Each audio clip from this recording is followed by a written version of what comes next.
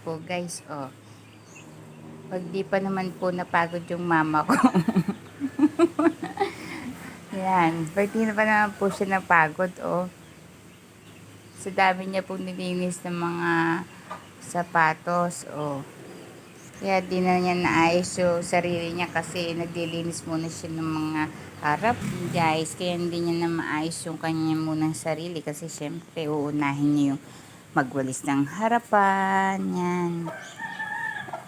Nakabukod na po kasi ako, nangangapit bahay siya sa amin para may kumain. Kasi dinuduyan-duyan ko pa yung baby ko Iyakin kasi pag di dinuduyan. Yan po, Yan, daming nilabas sapatos kaya pagod na pagod sa mama ko. Yan guys, di pa nasiyahan. May nakita pa din labahin. Kaya po mama ko, pagod na pagod po yan. Nauna niya na po muna linisin yung kanilang mga sinelas bago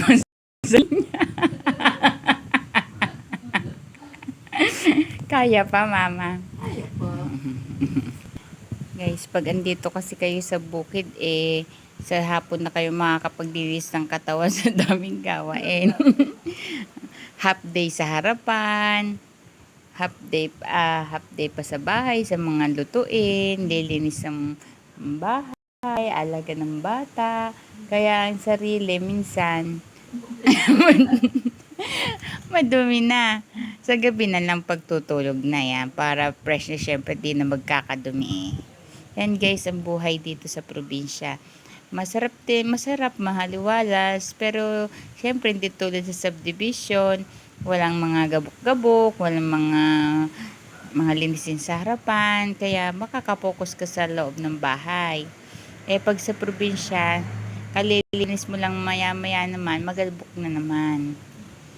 Yan guys, pero sobrang sarap sa probinsya. Fresh air. Yan guys papahinga lang yung mama ko. Yan. Na kayo sa sa inyong walang valor.